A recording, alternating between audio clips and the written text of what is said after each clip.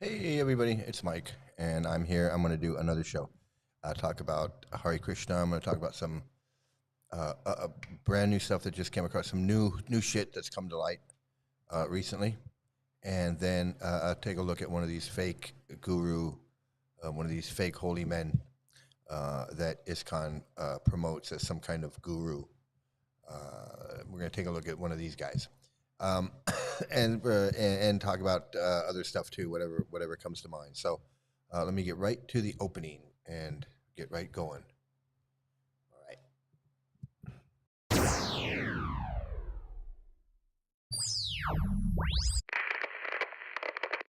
Hello? Hello.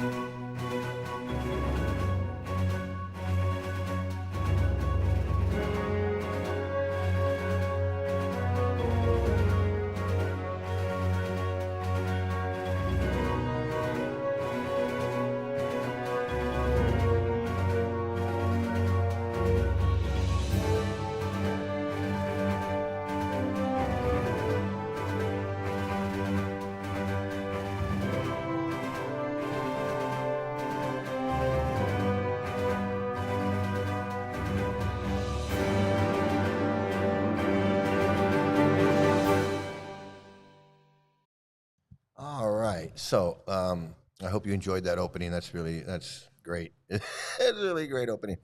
Okay. So I want to talk about the same shit I always talk about. These fucking Hare Krishna cult and how they're abusive, and they're abusive to women and children and everybody. It doesn't matter, men, women, and children. Okay, I mean we want to protect the men and women, the women and the children, right? The children are defenseless, and the women are vulnerable. Children are vulnerable, but men also. Everybody's abused in this cult. A lot of the children who were abused and committed suicide in this cult were men or boys or both. Okay, so children, men, women, everybody is abused by this cult. But I do want to share a story that I just read online, and it's just very typical of everything that I've been saying about how women are treated by the Hare Krishnas. And this is dated. Let's see, this is dated July July of 2025. So July 26th. So this is dated just a couple days ago. And so, this is, this is now. This is happening right now, and I'm gonna share the story with you, and you'll see that it's just not me yelling at clouds or yelling at the internet. That what I'm saying is this person has a personal example of what I'm saying, and I'm going to share it with you. And I'm going to show you it comes right from a Hare Krishna webpage. This is a Hare Krishna webpage, and it's a great place where they document all the crazy, insane, criminal stuff that goes on in this cult. And this is dated July 26th, 2025, and I'm going to share it with you.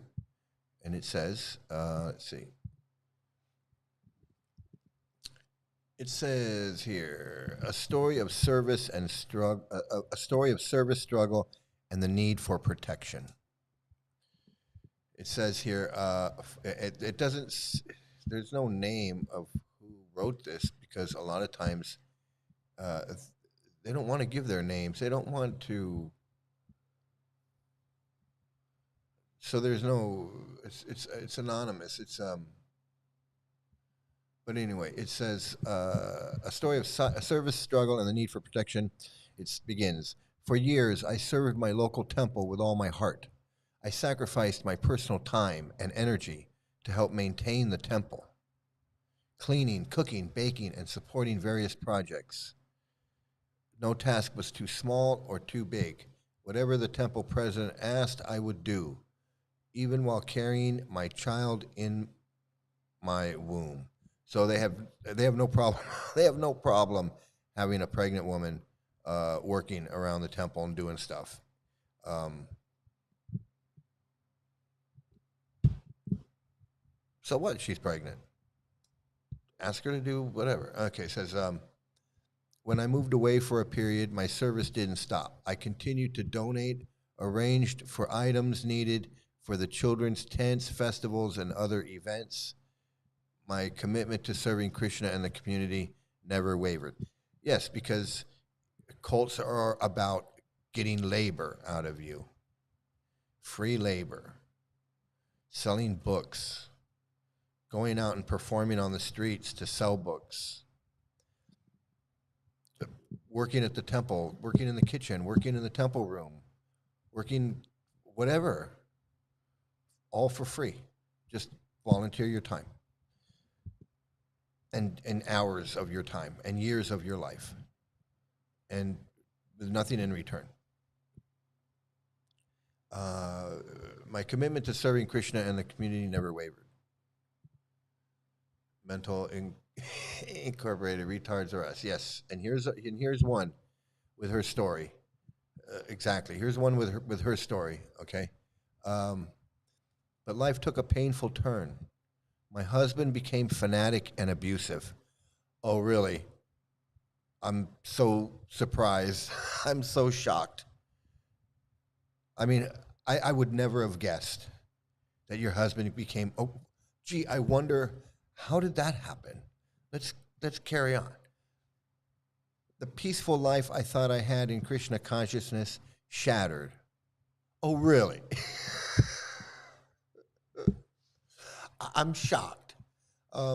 He used scripture as a tool to control and spiritually manipulate our children. Oh, so you can see how your husband can use scripture as a tool to control manipulate your husband, manipulate your children and you, but you can't see how Prabhupada is using scripture to manipulate everyone.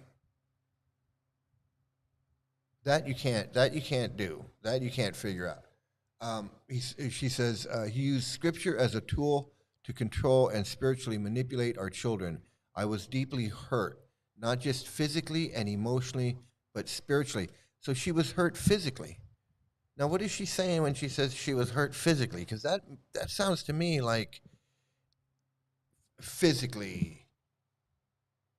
Like I don't know if he was smacking her around, or if she was falling down and bruising herself on the couch. I don't know what she means, but she says she was deeply hurt, not just physically and emotionally.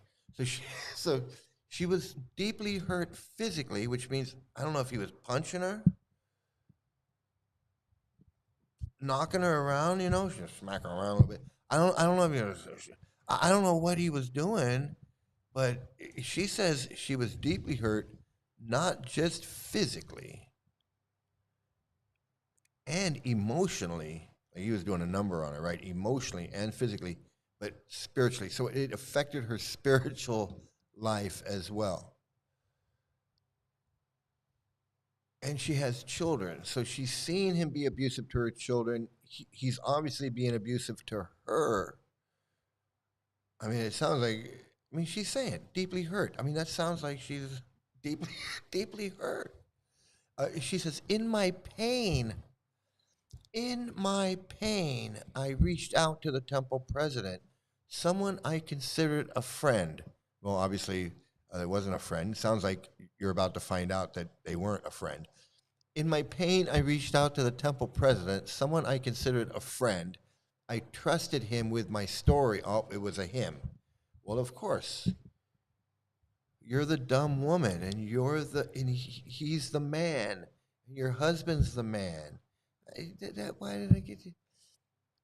I trusted him with my story, believing he would help protect my children and me from harm. So obviously, it's just like the woman that I knew. He was being abusive to both her and the child, the kids or whatever, the children, she feared for their safety. So she's saying, believing he would help protect my children and me from harm. So obviously, he was being physically abusive and physical with them to the point where she needed protection from him. So she goes to the temple president, which doesn't make, which if she was going to a Catholic church, she'd go to the priest on Sunday and go, hey, my husband is, I don't know, or to the nun or something. It's not out of line that she would go to her church or her temple president or her church priest or whatever to seek guidance. I mean, of course, if you're not into religion, those of us that are not into religion know that that's the last place you want to go. But if you're in a church or a religion or a temple, whatever, that's where you would go. You'd go talk to your rabbi. You go talk to your priest. You go talk to the reverend. You go talk to whoever. So she's not wrong by going to the temple president and thinking, oh, he's someone I considered a friend. He's the temple president. He's an authority figure. I thought that he would help. He'd help protect my children and me, just like I thought. My daughter's molested at the temple. I go to the temple president and I go, no, he's upset. You went to the police. What are you doing? Going to the police, man. What the fuck is wrong with you? His wife was my friend. She says his wife was my friend, and his children were like siblings to mine. I opened my heart fully, believing the community would stand by us. Yeah, absolutely. This is what I was saying. This is what I was saying yesterday. Those of you out there that are Hare Krishnas, and you're watching this, and you're like, well, I know it's going to happen to you. Eventually, it happens. One way or another, it happens. Hey, Glenn, how you doing, man? Good to see you coming in. Yeah, it's evening. It's evening where I am. So good morning, good evening, whatever. So here she is, thinking that the temple president's wife is her friend. His children were like siblings to her children, so they're all playing together. She opened her heart up fully to him, believing the community would stand by us. Like, why wouldn't they? Why wouldn't she think that? I mean, I'm with her 100. I'm with her 100%. I mean, why wouldn't she think that? He listened. He said he understood. He promised to protect. Ah, yeah. The promise to protect. But then he allowed my husband back into the temple space, even after knowing everything. When I questioned this, I was told to concentrate on serving the Lord. I was spiritually manipulated and silenced. My voice was shut down. This hurt me deeply. So he's abusing her physically, emotionally, spiritually. The temple president is complicit in that abuse by allowing all of this stuff to continue on. Now, and it's like this is her world. It's a world of abuse. It's like, where does she turn? Where does she go? She has to leave the cult to get away from this. She has to physically remove herself from the cult because her husband's abusing her and the cult is abusing her. She can't see it. She can see that her husband's abusing her. That she can see. She can see that her husband's using scriptures to manipulate her and her children. She can see that. But she can't see where Prabhupada created the whole thing. And he's doing the same thing. It's his manipulation. Where's he getting the idea? Where's he getting all this information on how to manipulate her? I know how he's manipulating her. He's telling her that she's dumb. She's got a small brain. She's lusty 9 times lustier than he is, and that he can have multiple wives if he wants because the scripture says he's. It sounds like he's really out there with her, which a lot of these guys are,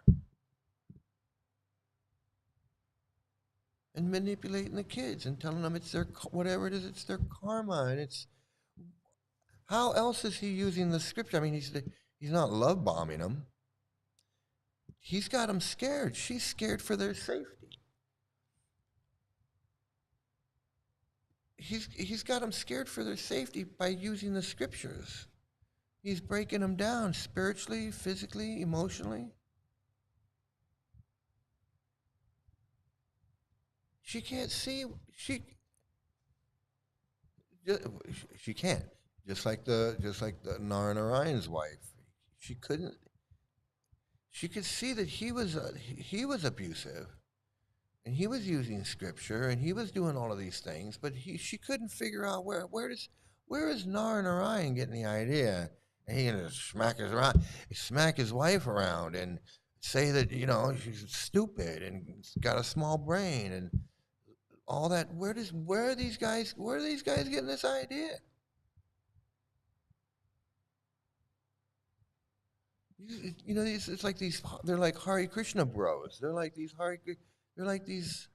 right wing podcasting freaks, but they're not podcasting freaks. They're Hare Krishna freaks, but it's the same shit.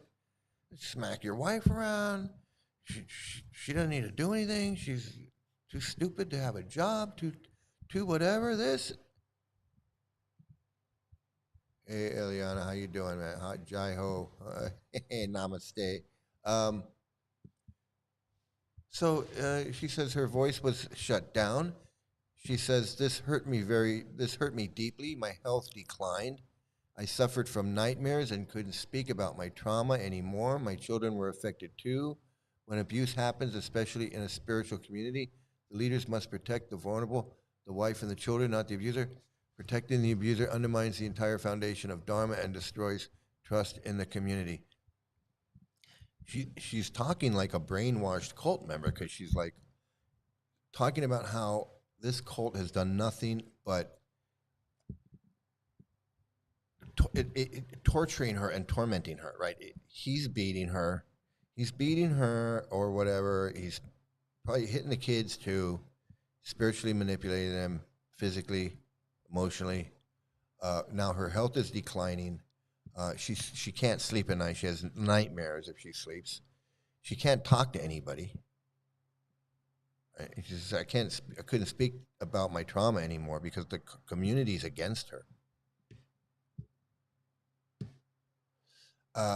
She says her children were affected too. So now she's seeing the same thing with her kids. Her kids are probably, their health is probably suffering. They're not having nightmares and not sleeping. Um, Maybe being shunned by their friends, don't want to play with them anymore because they're the bad kids. They're in Maya, or I don't know what they're doing. I mean, that's pretty much what they're doing. They're protecting the abuser, so somebody's got to be the bad guy. And if they're protecting the abuser, just like with my case, there has to be a good guy, bad guy. So if the abuser didn't do anything wrong, then that makes him the good guy, and that makes the accuser, the little girl and the father, they got to be the bad guy. Because I mean, how can they be the good guy? How can you have two good guys? So if they're protecting the predator and they're letting him stay, it's like this father, this husband is being allowed in the temple room. He's allowed in the temple room. He's allowed in the temple. He's allowed. It's like no problem. He's there. And she's like, how can I take my kids around there? This doesn't seem safe. And I'm like, hey, what is going on? I came to you for help, and now you're just so. So then she goes on with some Shastra that she's like, oh, where women are honored, divinity blossoms, where they are dishonored. You know what? Nobody cares about that. You can post all the verses and all the purports and all the this and all of that, if Srimad Bhagavatam 1:745, the duty of a king is to protect the citizens, especially no one cares about your quotes, especially them. They don't give a shit. They've already decided. She says, a true temple community stands on the foundation of protection, compassion, and dharma. Without that, everything crumbles. Well, that's not happening in your community. So face it. You don't have a true temple community. You have a fake cult that doesn't give a fuck about women and children. It's staring you in the face. I mean, you're almost there with the answer, which is this is all a bunch of bullshit. You're like this close to saying this is all a bunch of bullshit, but you don't want to say that. You said the answer right there.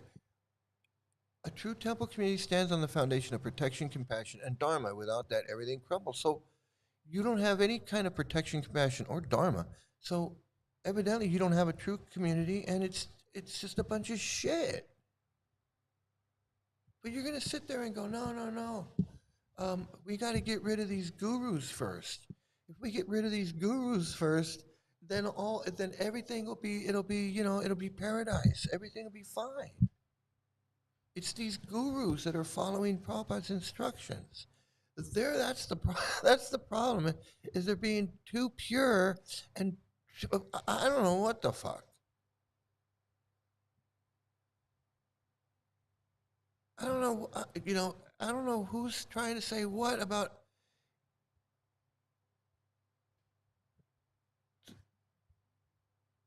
Is it the gurus or not? Are they pure? Are they pure? And that's why the women and children that she's having a hard time. Is it because they're too pure?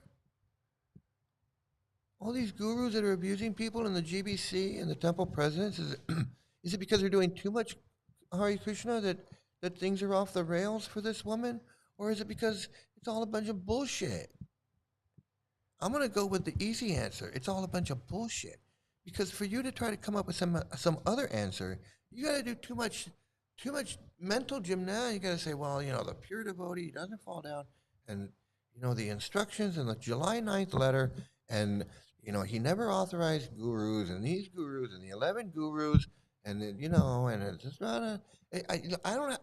You want me to do all? You want me to be fucking Sherlock Holmes and try to figure out if he was poisoned, if there was a letter, if he authorized them, what was happening, who was in the room with it? What the fuck is all that bullshit? It's all this bullshit just to figure out if it. No. Get the fuck out of this fucking cult, man. It's too much bullshit. You should know. If it was even a fraction of what they were saying is true, none of this shit would be happening. None of this shit would be happening. Maya's too strong. What the fuck? I thought the holy name was too strong. I thought the Sankirtan movement, I thought it was a 10,000 age, golden age of Lord Chaitanya, of all this bullshit. Either it's potent or it's not. Oh, it depends on me whether it's potent or not. It depends on me whether I'm eating a hamburger or I'm not eating a hamburger. And even if I'm not, even Trivikram was friggin' following 4 regular principles for 60 fucking years. He still fell down. He still had sex with a 35-year-old disciple. It's like the worst thing he could do. And he doesn't even give a fuck. He's like, oh. This is your spiritual movement? This is a fucking spiritual movement that treats women like this? She's complaining about her and her kids don't even feel safe. The guy's using the scriptures to beat the fuck. I don't know what he's doing. She says, I'm deeply hurt physically, and I went and looked for protection because I thought he was going to harm me and my kids even more. So you can't. I mean, am I wrong to say that she's in physical danger? She says. She says physically, emotionally, and spiritually she's hurt, deeply hurt. So that makes me think she's got bruises on her. I mean, seriously, like she's got some bruises.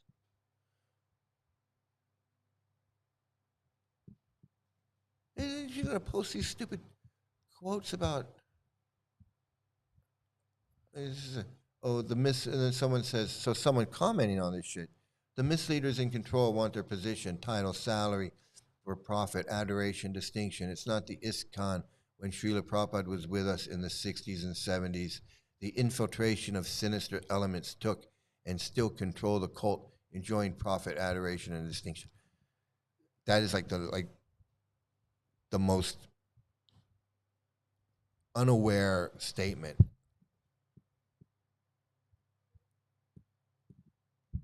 Prabhupada was the sinister element in the movement.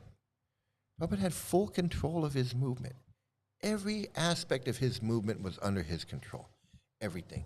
They had to come and ask him how to fucking tie their dhoti, how to wipe their ass. They couldn't do shit without him. Literally. They couldn't wipe their ass without him. He had to tell them how to wipe their ass. He had control over the books, he had control over the schools, he had control over the temples, he had control over the money, he had control over the property. He had full control over every single person that was in his movement. He could tell them what to do. He could tell them where to go. You go to friggin' London, you go to New York, you go here, you go there. And they would do it. He'd say jump, they'd go how high.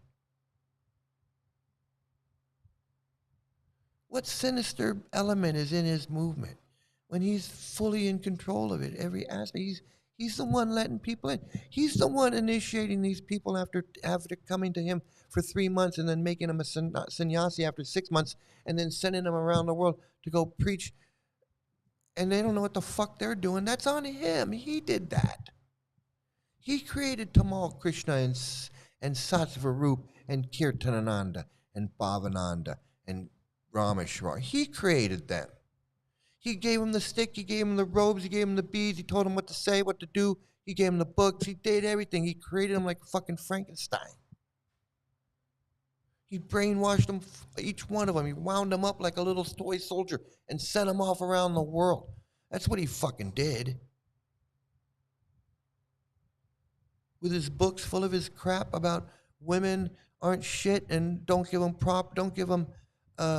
don't give them any authority, don't give them any positions of authority. They don't even need to go to school. All of this shit about women, and you can smack them around, you can beat them, you can beat a dog, a drum, and a woman. You don't think Narayana liked that verse? You don't think he pulled that verse out whenever he wanted to smack his wife around? He probably told his wife every day that she had a small brain and was stupid. He probably told her every fucking day.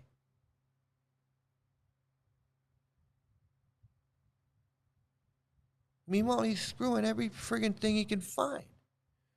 Narayana had more wives than friggin', I don't know what, fucking Casanova. The dude was fucking out of control. Every friggin' kid on Watsika was his.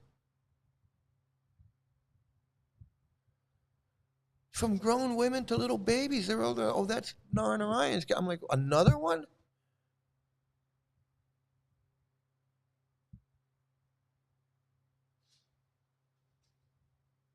Trivikram is no different than Narayana. Just that Narayana wasn't a guru, but it's the same fucking mentality, the same fucking brainwashing, the same fucking bullshit. It's exactly the same.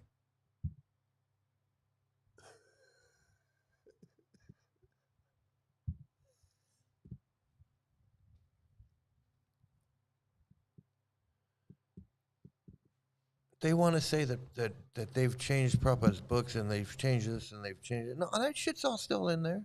All the bullshit's still in there. Only shit that they worry about, the only thing they're concerned about is where Prabhupada says the guru is this and the guru is that, and they want to make it so that the guru is anybody.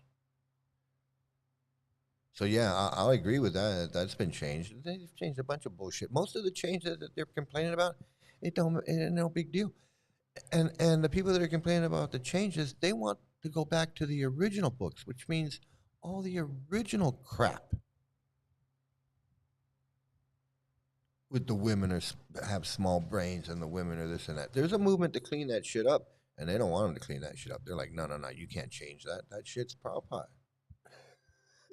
You can't change that shit. They like all that stuff. They think that these guys have been changing Prabhupada's books, and that's like a big scandal or anything. That's like saying, oh, somebody changed Mein Kampf. It's not the real original edition. Somebody edited Mein Kampf a little bit. Oh, gee, I'm really concerned about that. We definitely need to have the original version of Mein Kampf. That's very important for the world that we have that a very original version. Make sure we have that.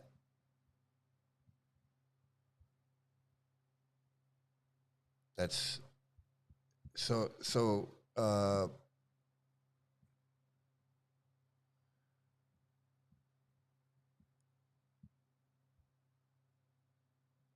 So here's someone else who mentions this letter, and it says, sadly, when it got to, and I thought he was my friend, it is really PTSD triggering. Why do they all suffer from the same ethical deformity? Not to minimize, but while so typical, victim is lucky it wasn't way more.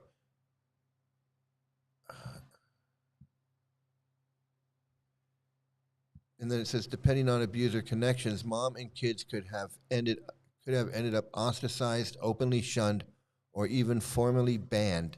Especially so if husband was the one who was either big spender, donor, or blessed with having such family or friends. Bullies of ISKCON often have number of powerful, good old boys friends. So these people, these devotees, these people that are in the cult, they know, they're fully aware of what this cult does, and they're just like, yeah, hey, that's what happens. They're like, that's what happens, hey, what can you do? Hey, you want to chant Hare Krishna? It comes with a price, and that price could be, getting smacked around a little bit, or your kids being abused, maybe, getting shot in the head in a van somewhere, hey, but, at least you got the holy name, at least you got, at least you're part of Lord Chaitanya's Sankirtan movement. That's the Stockholm syndrome. These people can't leave. Can't leave. Cannot leave. Cannot leave. Cannot leave. Can't take your kids and hightail it out of there. Why? Maybe because you told your mom and dad fuck off and I've got nowhere to go. Could that be it? Could it be that you've got nothing? You've been a Hare Krishna your whole life and you don't know what to do? You're 40 years old, you've never had a job? Because you've just been chanting around the world for for the last 40 years, for the last 20 years. You don't know how to wait a table or drive a car or work in an office, answer a phone. Hello, how are you? How can I help you today? You can't know how to do it. You know how to work in a grocery store or anything. You can't pump gas. You can't do anything. Got to just be at the mercy of this torturing cult that abuses you and your kids. Is it? I'm just gonna. What can I do? I'm gonna just stay in this cult. Well, I'm just staying in this. What do you want me to do? Maybe go to a therapist and get help. Maybe that's what you should. Maybe you should go. Maybe you should seek some help. Seriously, seriously, you need to seek some help. And you're a Hare Krishna and you're being abused. Seriously, maybe somebody out there is watching. You're a Hare. You're in the same position, same exact position. You don't know what to do. You're like, Mike, what do I do? You get the fuck out of there. That's the first thing you do. And you figure it out later after that. Just go find a place to sleep with the kids tonight or tomorrow night. Like I know Hare Krishna, they're not like Scientology. They're not going to take you out to well, I don't think they are. I don't know what they'll do. I seriously don't know what they'll do. But I don't think you're that important that they would like hightail you out and hide you out in a bunker somewhere in the desert. That I don't think is going to happen. But I would definitely I would just say, that's it. I'm done with this. I'm done with my husband. It's all a bunch of bullshit. Once you realize it's a bunch of bullshit, the answer is simple. I got to get on with my life is what I got to do. I got to get on with my life. And leave this shit in the dust. Just leave it in the dust. and you don't look back. Take your kids and go to grandma's house. Go to your sister's house. Go to your if you have a friend, maybe you have a high school friend that you stayed in touch with, and you go, hey, look, I've been in this cult for the last 15 years, and I'm getting out, and I have nowhere to go. Or I don't know, something like that. You got to do something. You got to get out. You got to get out because nothing's going to get better. These people in the cult think, oh, well, if we get this lawsuit, or if we just we do this and expose this guru, we do that. No, no, I'm not trying to end. I'm not trying to end this cult. I'm just trying to warn people so they don't join. I, these people are trying to like bring down a multi. That's like me trying to end Ford Motors or Chevy or and General Electric. Like I'm gonna go wage a one-man war against General Electric, and then I'm gonna get them shut down, and they're never gonna build another washing machine. No, that's fucking stupid. So I'm not gonna. I know I'm not gonna be able to shut one temple or any temple down. What one any, but I can warn people. So maybe somebody will know and be like, oh, I heard that Hare Krishna cult. I don't want nothing to do with that. I watched a video and a guy was talking, and I saw this video. This girl was talking. That I can do. That I can do. I can and these things. But these people, you're in it. You need to just get the fuck out because you're not doing anything in this cult. You're not changing the world. You're not doing book distribution. Book distribution is basically begging people for money, and you give them a book. That's it. They don't want that book. They don't want that book. You talking them into it, just like I used to talk people into shit on the phone all the time that they didn't want. That's no big deal. You talk people into talking people into all kinds of stuff. You want those extra 3 bottles of wine? I can add those in there for just an extra $12.99. You want to get those extra bottles of wine? And they didn't want those extra bottles of wine, but you know what? They bought them. People will buy that book. Then nobody wants those fucking books. Speaking of books, look at this guy. This guy and his books. This Shiva Ram. He's got these books.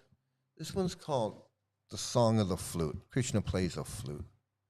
And he says, I'm going to show you this guy in a minute, but this is here. This book that he wrote, it says, The Song of the Flute is based on the 21st chapter of the 10th canto of the Srimad Bhagavatam and the writings of the previous acharyas. It's based on Prabhupada's books and the Goswamis. He says, we hear about the narcotic effect of Krishna's notorious flute on the various residents of Vraj, both moving and non-moving. Lord Chaitanya compares the flute song to a bird that enters the gopis' ears and creates a nest. This nest obstructs all other sounds and subdues their ability to concentrate on other things. Remember, these gopis are 11 years old. It says, some gopis stand by a stove stirring milk that is boiling over. They give senseless replies to questions by in-laws, because some of them are married at 11. They stand like stone statues in open courtyards or speak of intimate topics in a public place. 12-year-old girl, 11-year-old girls talking about speak of intimate topics in a public place. So they're talking about private activity, something that's going on in private, intimate topics. Intimate, to me, means sexual or something like that. Intimate relationship, intimate topics of a sexual nature in a public place. So this is things that shouldn't be discussed in public are being discussed in public. And he says, we also hear of the reaction of Krishna's flute playing from deer, cows, and calves, the birds of Raj, the rivers, the Pulindas, the Giriraj Govardhan, amongst others. The gopis also talk about their suspicion of and rivalry with the flute, since it has access to the most prized of all possessions, which is Krishna's lips. This leads them to also question the appropriateness of the relationship between Krishna and the flute, since both are masculine. So I've never heard. That's the first time I'm hearing of talk of a homosexual relationship between the flute and Krishna. But I'm not surprised that they got to find something new to talk about. They always have to find something new to talk about. So we also hear of how Krishna first acquired his most faithful companion. Goes on. It goes on and on. So that's what this guy's. That's what this guy's writing. You're like, who is this guy? That's what I would say. Who's this guy? Let's see if my computer will bring it up.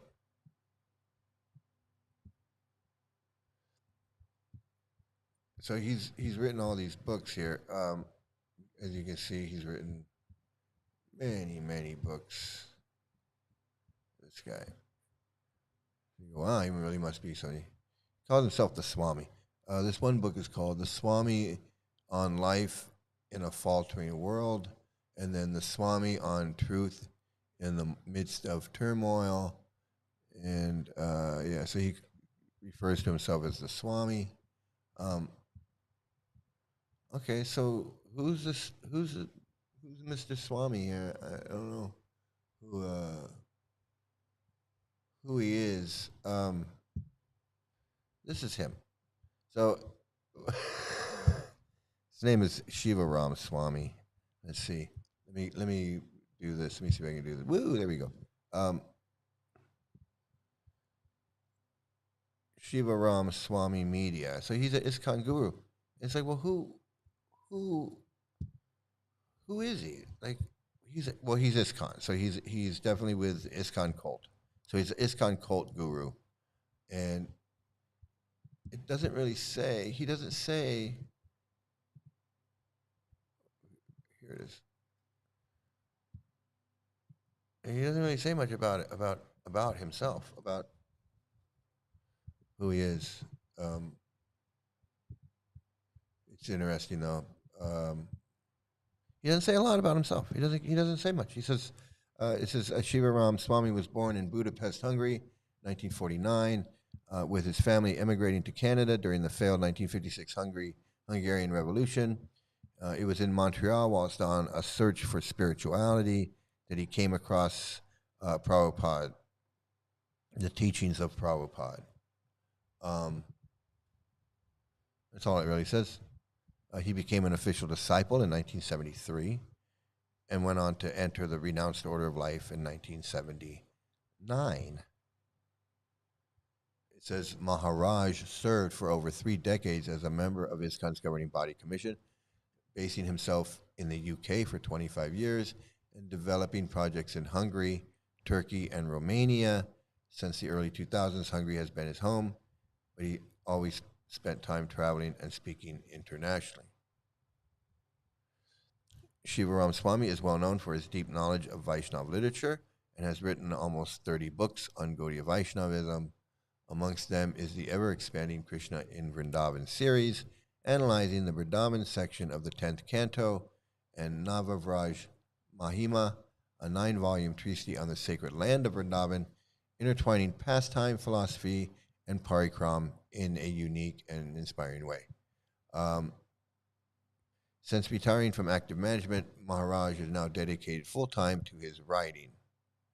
He resides in both New Vrajdam, a replica of Vrindavan and self-sufficient farming project in Hungary. It's another farming project. So as you can see, just about everybody that I've ever mentioned or anyone that I've ever read their thing, it's always this farm project, that farm project, because they're a doomsday cult.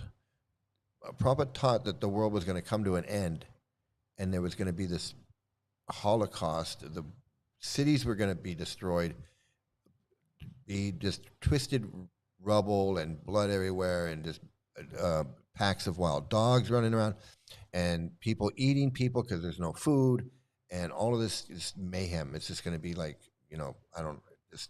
that's what he says. That's what he says. So he wanted farms. He wanted all around the world for devotees to have these farms because in his mind, in his mind, uh, when the end came and the Armageddon came and the world was ended and the cities were wiped out, only the Hare Krishnas with their farms were going to survive. It's going to be like Mad Max, and all the Hare Krishnas were going to have these farms, and all the people were going to be. Everybody could go to the farms if they were Hare Krishnas. They could go to the farms and they could live there and have food. They'd have cows and they'd have food and they'd have milk and clean water, all that stuff.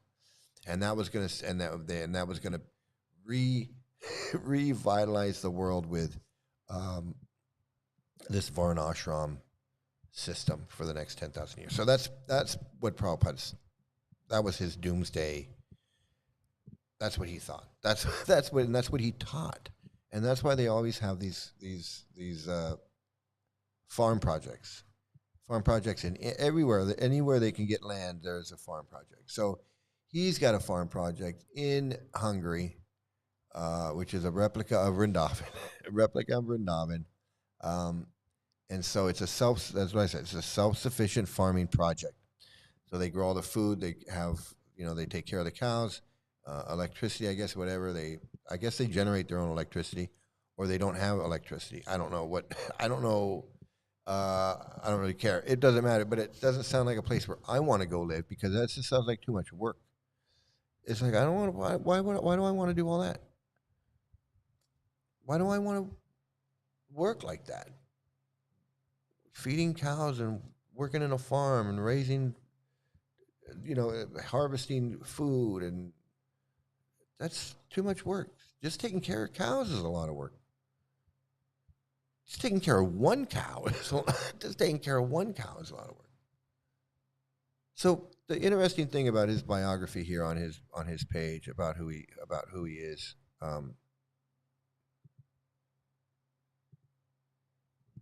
it doesn't say a whole lot about him.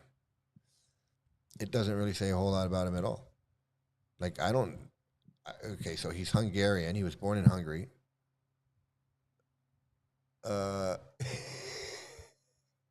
He was born in Hungary. It doesn't say much. It doesn't say much about him as far as his who he is.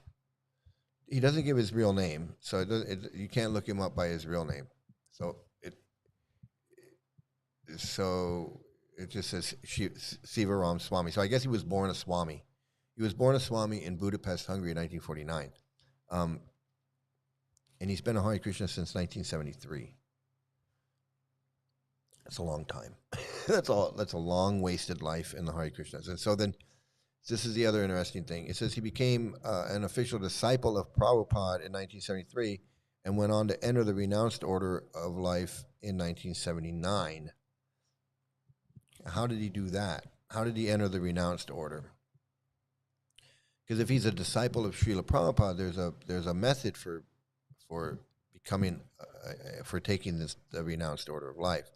So who gave him the renounced order? Who gave him that? In 1979, when he took this renounced order, who was his guru that gave him that? Was it Kirtanananda? It was one of the 11. It was one of those 11 guys. That without a doubt. There was nobody else. So it was either Kirtanananda or Bhavananda, Rameshwar, Harikesh, Jayapataka, Satsvarup, Jayadvaita, Jayatirtha. My guess, and I don't know. If someone can correct me. If somebody out there knows, they know who this fool is, where he's from. My guess is he's Kirtanananda, because if he was anybody else, he would say. He'd say, and went on to enter the renounced order of life in 1979. Given by Kirtanananda Swami or Hridayananda Swami or Hansaduta Swami or Jayapataka Swami or Harikesh Swami or Ramesh. He'd be proud of it. Well, who would be proud of? But it doesn't say. So, and then it just says Maharaj served for over 3 decades as a member of ISKCON's governing body commission. So, for 3 decades, he was in charge. He was on the GBC for 3 decades. So he was on the board when all the molestation was happening, all the abuse, all the lawsuits, the Robin George kidnapping lawsuit and brainwashing lawsuit. He was in charge for that. He was he was there when the gurus fell down. He was there when Jayatirtha got his head cut off. He was there when Hansaduta went to jail and or was busted for all the things that he was busted for. He was there when Bhavananda was busted. He was there when Harikesh left. He was there when Rameshwar left.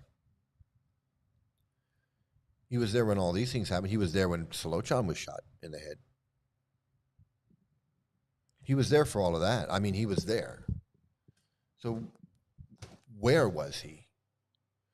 He says he took sannyas in 1979. So from 77 to 79, what was he doing? Who was he with? Who was he with? Was he in New Vrindavan with Kirtanananda? Was he in France with Bhagavan? What was he? He was in Hungary. He was. It just does. Well, it says he based himself in the UK for 25 years. So he was probably in Bhaktivedanta Manor or somewhere in the UK under Shamasundar or Ravitananda or whatever his name is. I don't know who those guys are. But anyway, is that where he was? Why does he want to say? Why does he want to say exactly what he was doing? Wait, you know, was he in New Vrindavan? Was he with Kirtanananda? Was he with Jayapataka? I'd want to know. I mean, not just because I do this podcast, but if I was new coming in to this, as someone who doesn't know what's going on, I come in and they're like, Shiva Ram Swami. I mean, I would. Who is he? Oh, he's been around for 25 years. 25 years, okay, but where? Who? When? What did he do? Oh, that's not important. What do you mean it's not important? Now! Right now! I want to ask my questions now, and I want to have my answers now. You hear? Who is this guy?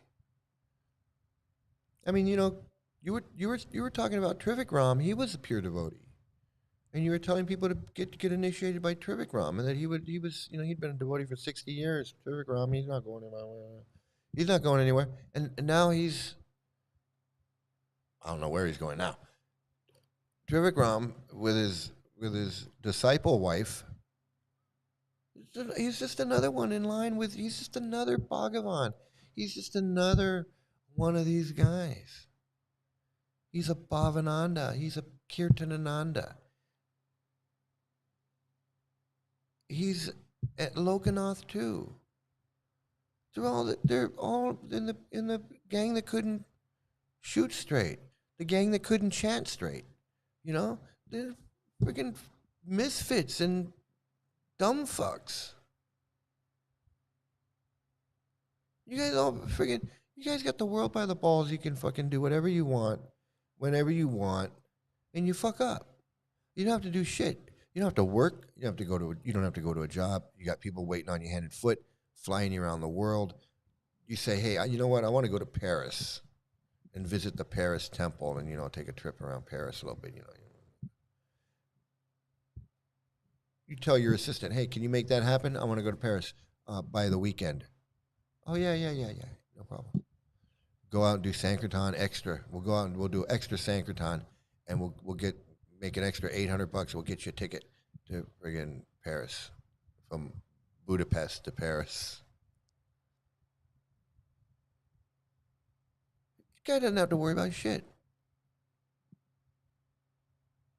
Do whatever he wants. And he fucks up because he can't chant because it's all a bunch of bullshit.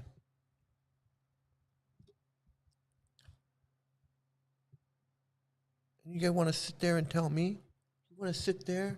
You want to sit there and tell me that there's all there's all this perfection in the holy name? Let me see. Here we go. Before we repeat this Hare Nama, Hare Nama, Hare Nama verse, Chaitanya Mahaprabhu told Prakashananda Saraswati that his spiritual master taught him this verse. And he just advised him that he should have full faith in the chanting of the holy name, and that by chanting, then everything will come in. Chaitanya Bhagavat, Chaitanya Mahaprabhu says the word Sarva Siddhi Hoy, all siddhi, all. Oh yeah, everything, all city, all powerful, all perfection, all bullshit. Yeah, what happened, Trivik Ram? How'd that work out for you? How'd that work out for you, Bhavananda and Harikesh and Rameshwar, when you were running off with a young underage girl? Kirtananda's molesting little boys, and Bhavananda's doing whatever he's doing in Vrindavan, and Bhaktividya Purna and Lokanath Swami and all of this. So many, I can't even. You need a scorecard. How powerful was the holy name then when they were doing all of that? How come Jagjivan couldn't just chant Hare Krishna and just live his life as a gay man and have everything under control? How come he was tormented and committed suicide? How come all these children that grew up in Hare Krishna that were molested and they were just told, hey, it's your karma, and chant Hare Krishna, chant your rounds, and do all that, and they ended up killing themselves and having trauma and suing and all of that? Where was the potency and the perfection in the holy name then? Where's the potency and the protection in the holy name for that woman her husband is terrorizing her and her kids, and she's trying to go to the temple president so that he can help her, and he turns her into her husband?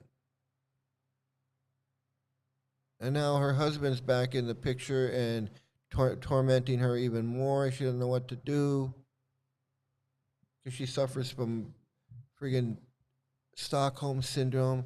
Where's the perfection in the holy name then? All the little children that were molested in the schools, and they were like begging and praying for Krishna to come, and praying Nrsingadev prayers so that Nrsingadev would come and kill the demons that were molesting them, and destroy the school or whatever, so that they could go free and not be molested every single day of their lives. Where was Krishna then? Where was Nrsingadev then? Where was the power of the holy name then? How come Krishna couldn't come to them and help them, but he can be potent and present in so many other places?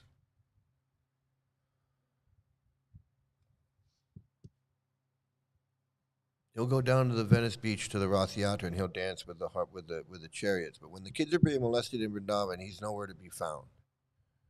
And then you want to tell the kids that it's their karma, because that's your philosophy, that you have such a fucked up philosophy that you're just going to blame all the molestations on someone's karma, because you have no other way of explaining anything, because none of your bullshit makes sense. Perfection. Hare Nama, Hare Nama, Hare Nama. Hare Nama, even if someone chants offensively,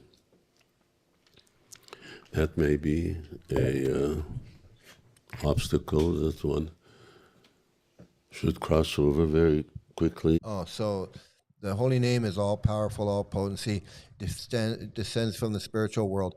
It's not material. It's never in touch with the material nature. It's a completely spiritual potency, and it purifies everything and all this stuff. Oh, but if you say it unattentively, or if you're, if you don't chant it exactly perfectly, it don't work. It don't work. It don't work. So anytime anything don't work, you can just say, "Well, you were chanting this. You weren't chanting right. You were chanting offensively. You were chanting inattentively. You were chanting. You weren't chanting properly. You weren't saying it right. You weren't hearing it right. You were just doing something right. You didn't have your underwear on right. Your head wasn't shaved.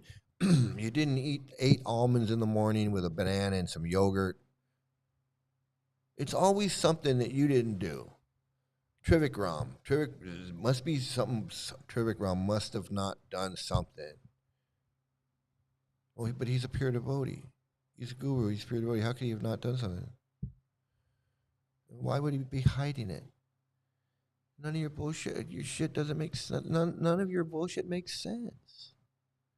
Why would he even hide it? Why hide it?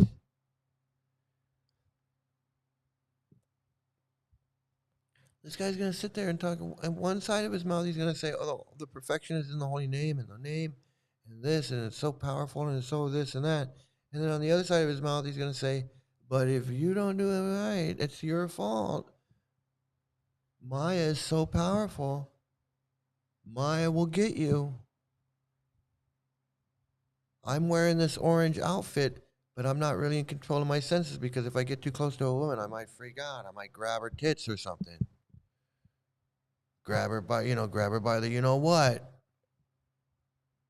Because I'm not really in control. I just put on this orange outfit, just to keep all the women away from me, because once I get too close to women, but I'm going to sit here and pretend like I'm a holy man and I'm in control of my senses. Meanwhile, I don't even want to be anywhere near a woman. He can't be near a woman. All the women are sitting in the back. They're nowhere up front. He just got guys up front. He doesn't know anything about love, loving God, or loving a person, or loving anything, loving a dog, or loving anything. He doesn't know anything about love. He loves a fairy tale, and that's not real love, because he doesn't know what real love is. So he thinks his love for this fairy tale character in a book, in some fake book, he thinks that's real. He thinks that's real. He doesn't know what it's like to have actual feelings for another human being, like a wife or a child. He doesn't know what that is. I want to know what love is. You don't know what love is.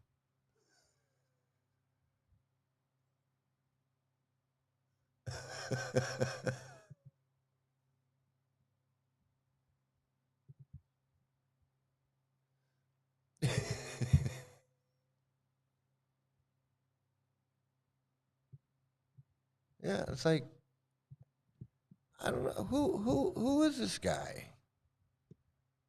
You just sit there and talk all this shit like he's a holy man. Who are you? At least the Dalai Lama, I know who he is. He's a Dalai Lama. He comes in the line of Dalai Lamas. He was picked when he was a child to be the Dalai Lama. He trained his whole life to be the Dalai Lama.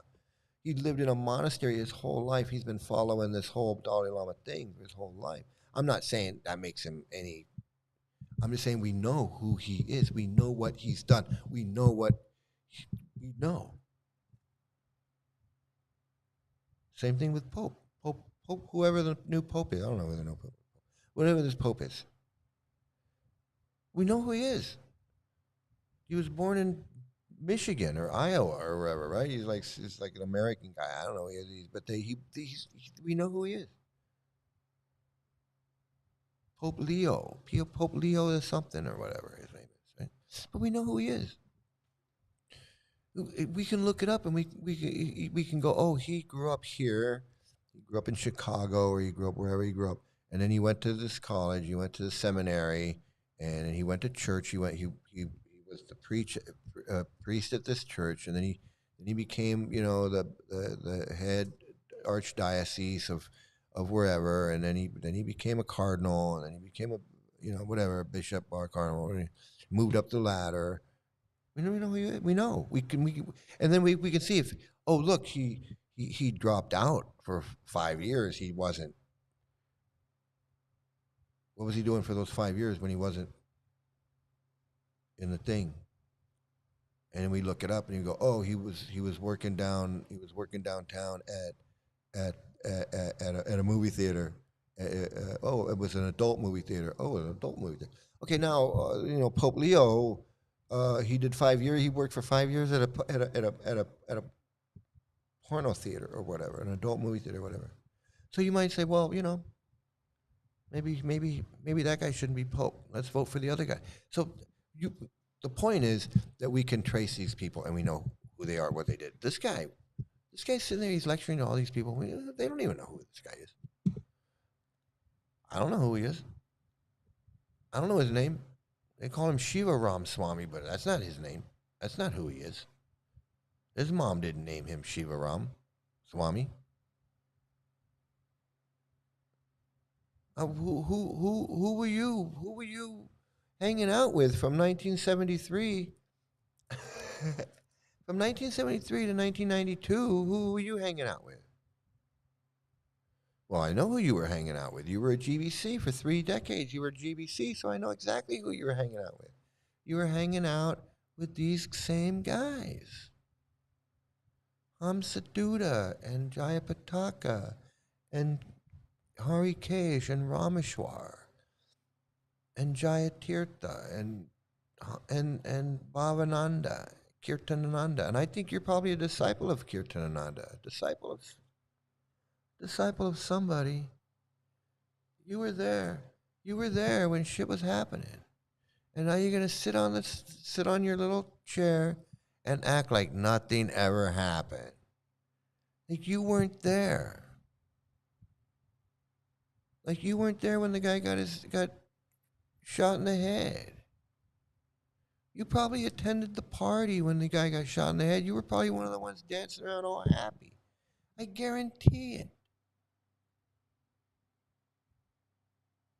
I guarantee this guy was I guarantee you this guy was celebrating when the guy got shot in the head. I guarantee these guys were all the same, and they were all celebrating.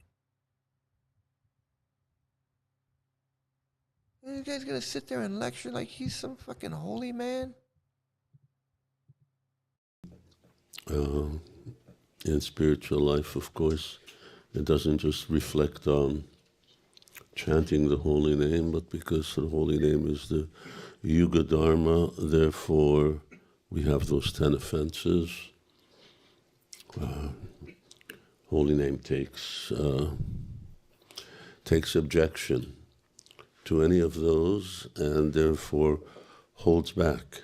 So the holy name is so powerful and perfect and spiritual and has all this potency, but it holds it back if you offend it in some way. And one of those offenses is offending another devotee or offending the guru or the spiritual man. It's so ridiculous. It's such spiritual blackmail, emotional butt fuck. It's a bunch of bullshit.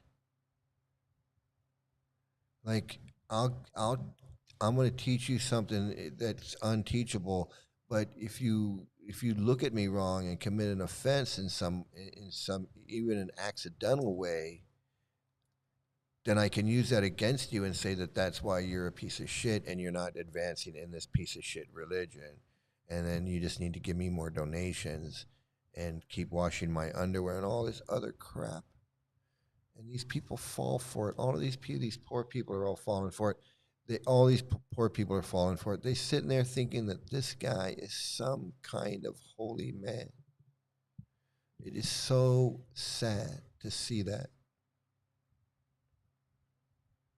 That they think that them sitting there listening to this guy blithering and blathering on is somehow making their life better or giving them some kind of spiritual advancement. Actual potency. Or potency. Because Abhinatva Namanamino. Yeah, explain it to me.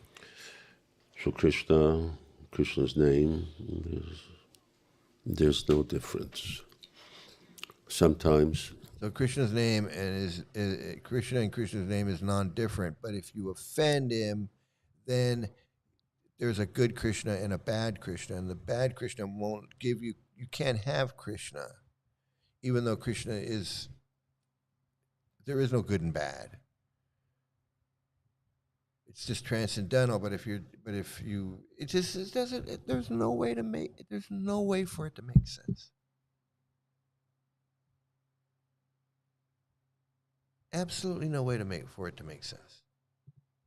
There's reference in Shastra where Krishna is called the form of the name.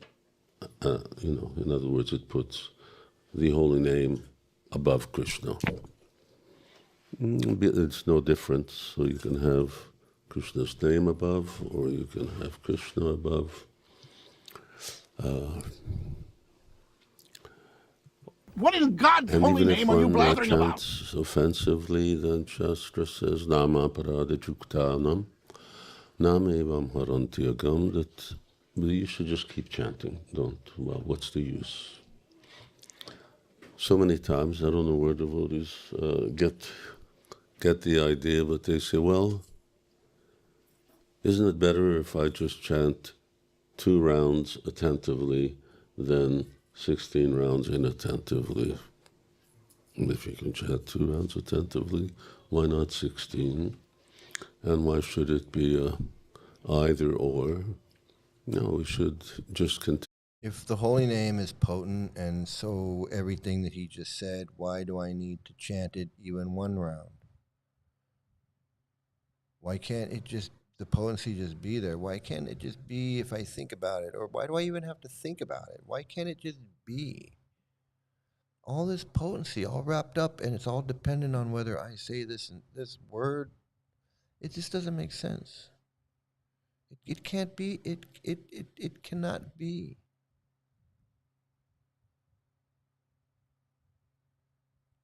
And that the fact that he can sit there and speak this mumbo jumbo, and these people sit there and hang on every word that he's saying. What in God's holy name are you blathering about?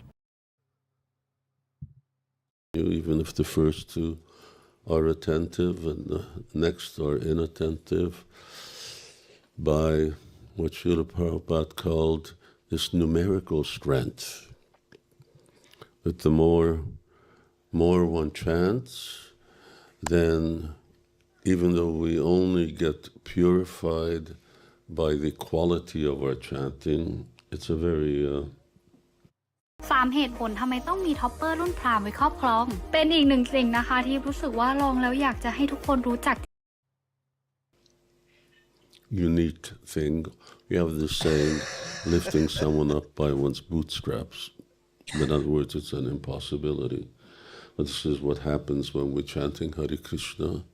According to the sound vibration that we emit, that's what we hear.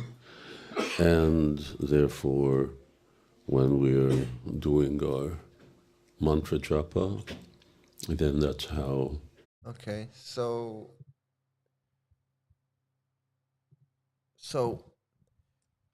why can't I just listen? If the potency's in the sound, and the sound has to be pure, and the pure, you have to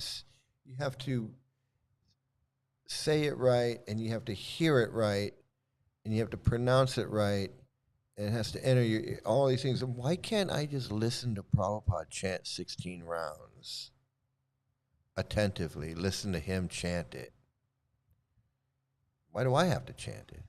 If I just have to hear it in my ear and hear it attentively, and the potency is there, because isn't him chanting it more potent than me chanting it? I mean, he's the spiritual man. He's the guru. And if that's true, that's ridiculous. That none of it makes sense. How can you be unattentive? How can you be attentive to something that's an imaginary, non-existent thing? and you're just repeating this word, how can you be attentive to that? Even if you're attentive to it, what does that mean? Because it's not real. It's not a real thing. What are you actually doing? Nothing. What are the effects of it? Nothing. There is nothing there. It's a bunch of gibberish nonsense. It's cosplay. Like I've said forever, it's cosplay. These guys are cosplaying as a 16th century gay Bengali that ran around chanting Hare Krishna. He didn't even chant Hare Krishna. And this guy is so deluded, he thinks he's some kind of a holy man. He thinks he's a holy man. How much benefit we get. That's why Sankirtan, which means not just ourselves chanting in a sort of a meditative way, but chanting in the association of others, then we also get the benefit of others' transcendental sound vibration. That's what I'm saying. He's so full of shit. Why can't I just listen to Prabhupada chant? Why would I? I mean, none of it makes sense. It just doesn't make any sense. None of it makes sense. But what pisses me off the most is that he gets to sit there like he's a holy man and talk this bullshit. And he's got them mesmerized. No different than a guy playing 3-card Monte, mixing the cards around, going, keep your eye on the ace of spades. And then he's like, see? See? And they're just like, he's got them fully mesmerized with their, look at that, look at them. They really think he's saying something.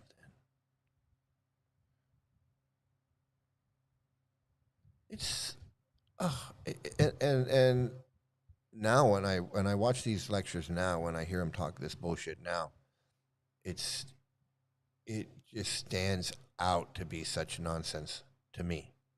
I know to a Hare Krishna that's watching, you're looking, if you're a Hare Krishna and you're watching this, you're going, well, yeah, he makes sense. Yeah, the potency of the holy name, and you got the 10 offenses, and yeah, it makes sense. You're gone if that's what you're thinking. You're gone. You're absolutely gone. But I know that there are Hare Krishnas out there that are watching this, and that's exactly what they're thinking. They're like, he makes total sense. No, he doesn't it's making no sense at all. Absolutely none. And the fact that he's got this checkered past where he's buddies with these characters makes it even worse. It makes it even worse. It's like having a carnival where the carnival's got shoddy rides, a waste of money. You don't win at the games because they're not real and they're made for you to lose. You know that going in. And you go in there and it's a carnival, and it's just, the food is bad, the games suck, the rides suck, and all of that. Okay, that's one thing. That's one thing. But then if you find out that it's operated by a satanic cult and they rape and murder children and drink their blood and you do all that, you go, okay, that's a whole nother level. That's a whole nother level of evil that I didn't even know was going on. So Hare Krishna is kind of like that. You've got the nonsense on the top, like the head of a beer. You got the nonsense on the top. Demon heads eating the moon. There's nonsense about the holy name. All that crap. And then you've got this shit about women are less intelligent. Women like to be raped. Black people are ugly, belong in the jungles. Women, you can smack them around a little bit if you need to, because there's 3 things you can beat: a dog, a drum, and a woman. And women are 9 times lustier than men. And did I tell you about the 11-year-old girls? Prabhupada was 22 when he is an 11-year-old girl. 11-year-old girls, that's when women are at their most beautiful. And of course, the gopis were 11 years old. And Prabhupada says in the first canto, young girls must be married to grown men. It says it right there. And you got all this shit. So you've got layers of stuff. You've got then you've got all the child abuse. You got all the child abuse, all the destroyed lives. You got like a 4-layer cake of crap. With this guy sitting on top going, hey, I'm a holy man, listen to me talk. I know what I'm talking about because I'm a guru. Fucking A, man.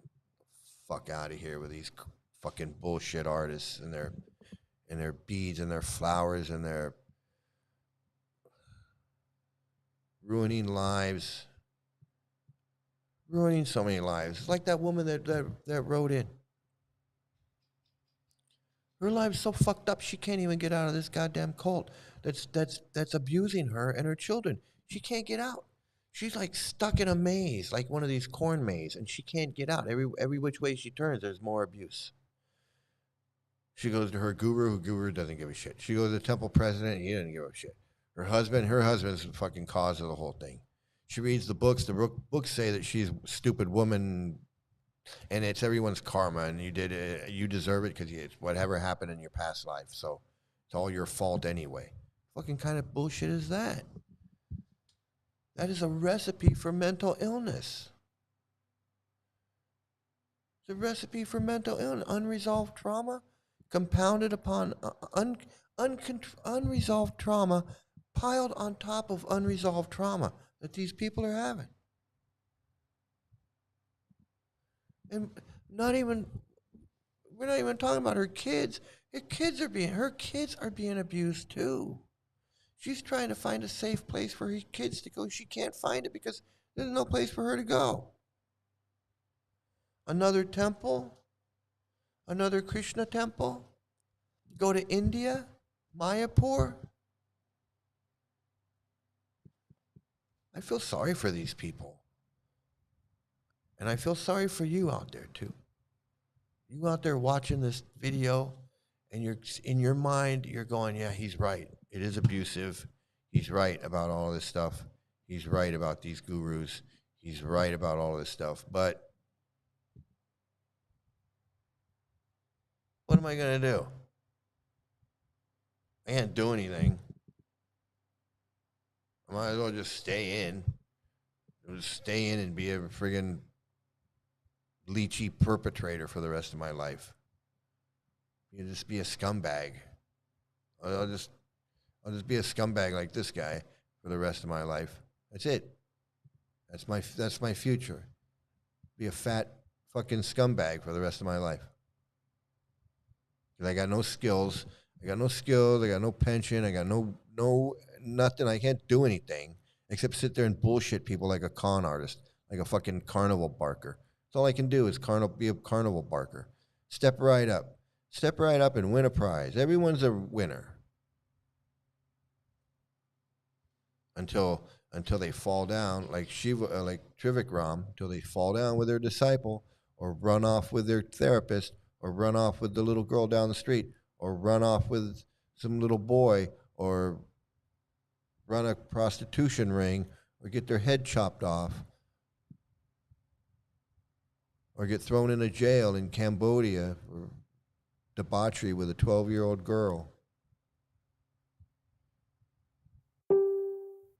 That's what this cult is. That's what this cult is. They abuse everybody one at a time. Just one at a time. And they'll get to you eventually. Eventually they'll get to you. Eventually you're gonna have your day when you're like, fuck, I can't take it anymore. My husband's abusing me, or my guru's abusing me, or this is all a bunch of bullshit. You know, my guru ran off with a girl. I thought he was a pure devotee. Come to realize that Prabhupada was 22 when he had sex with his 11-year-old wife. I don't know how you can stay in a cult when that cult leader was 22 and had sex with his 11-year-old wife, man.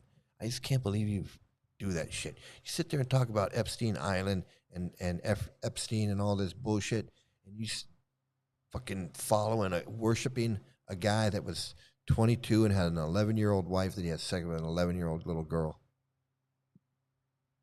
And you worship that guy and call him a pure devotee and all that other shit.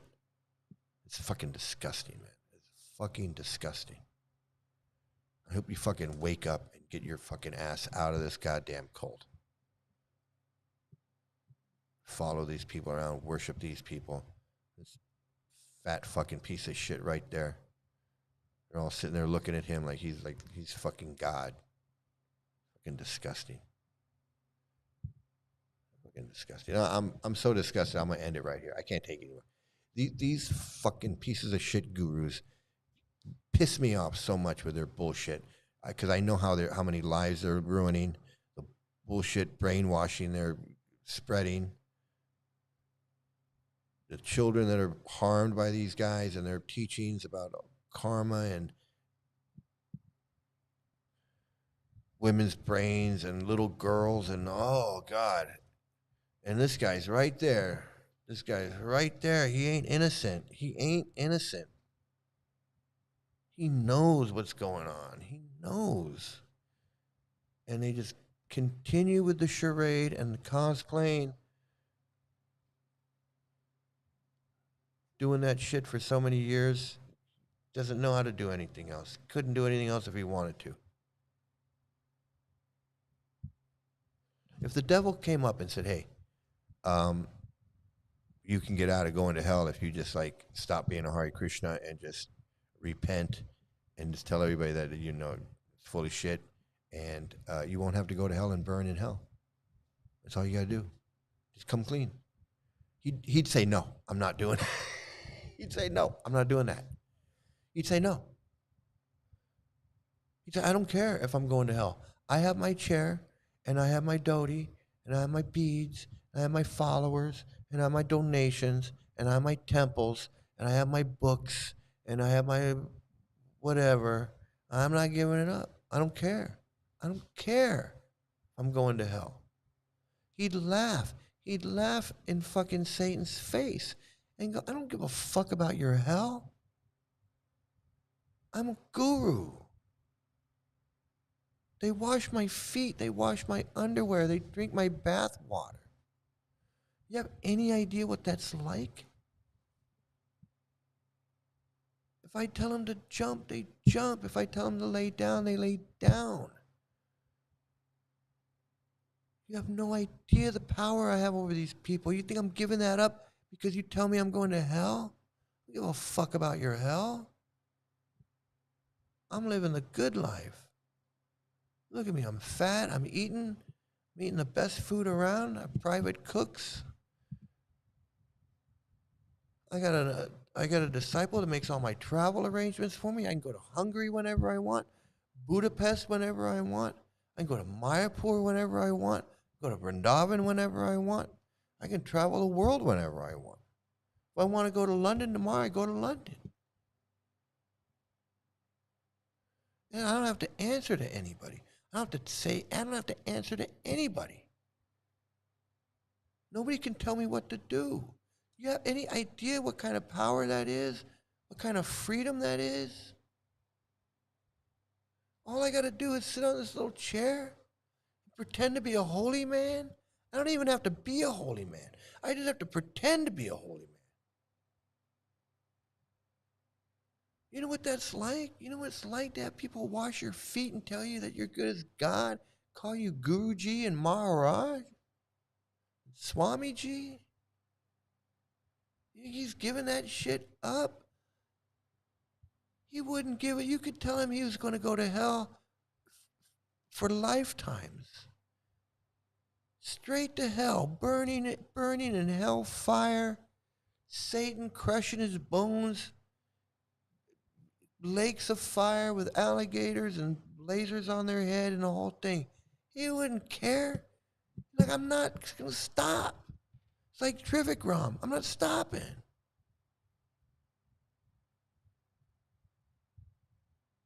These guys could have strokes, get caught with little girls, get caught murdering people. They don't stop. That don't stop them. They don't ever. You think Kirtananda, when he was sitting in jail for mail fraud after going through a trial for murder, a trial for all kinds of things, gets found guilty for mail fraud, gets 20 years, and you think he's sitting in jail going, "Fuck, this is all a bunch of bullshit, and now I'm in jail"? No. You was still sitting there going, "Yeah, I'm Kirtananda." You went on Larry King. I'm Kirtananda. Looking all crazy. Oh, I'm Kirtananda. You guys are fucking insane. You guys sitting there looking at this guy like he's fucking God or something. He ain't giving that shit up. Even my friend Radhakun was like, I ain't gonna stop being a Hare Krishna. You could show me scientifically, factually, that Prabhupada was wrong and this and that, and I would still do it because it's just I like it so much. They don't care. So fucking brainwashed. Fucking brainwashed. Guy's 70 something years old, this guy. He's been doing it since he was 24, 23, 24 years old. That's why I say, just stay in now. Like this guy, just stay in now. What are you gonna do? You ruined your life. You wasted your life. You're a failure at everything. All you know how to do is sit there and talk about fairy tales. You sit there and talk about fairy tales all day long. Pretend to be something you're not. Pretend to be a holy man. Cosplaying as a gay Bengali, 16th century Bengali. Cross-dresser. Meanwhile, you sit there and talk about how homosexuality is so horrible, but you're worshiping a gay Bengali. Go figure that one out. Insanity of these guys. I'm going to end it right there. I've talked long enough. I'm pissed. I worked myself into a frenzy over these fucking guys. Bullshit. And I guess I get upset because I know, just like some of the people in the chat, I know just like they do how fucked up this shit is when you're following this and you're believing in it, and then when the bubble pops, hey, what the fuck was I doing? That's a tough one, man. That's a tough one to deal with, especially if you've been in it for any length of time. So everybody out there, you be careful, okay? When that day comes, man, just remember, you come talk to Mike. I'll help you. I'll help you. When that day comes, I'll be there for you because it comes. That day comes when you go, what the fuck was I doing? Can't believe I was fucking believe that shit. So when that day comes, you come look for me and I'll help you out. I'll be there for you. So just remember, I'll be there. I'll be there for you. So I want to thank everybody. Please hit the like button. Please like, share, subscribe to my channel if you haven't already. Please watch out for these preachers and warn people that these Hare Krishna. If you know anybody who's got a book or they're talking about, they're hanging out, they're going to the restaurant, or tell them, man. Say, hey, you got to watch this guy, man. He knows all about Hare Krishna. You need to watch Mike. He will tell you. He'll fill you in on everything, and I will. So. Please like, share, and subscribe. Thanks, everybody, for watching. Please have a great day, great morning, great afternoon, great evening, great whatever. And please have some great luck. And please, please, please stay out of a cult. And just so you know who I am, I've been doing this for a while now. I was 20 years in the Hare Krishnas. I was in it for 20 years. My name was Sri Mukunda when I was in.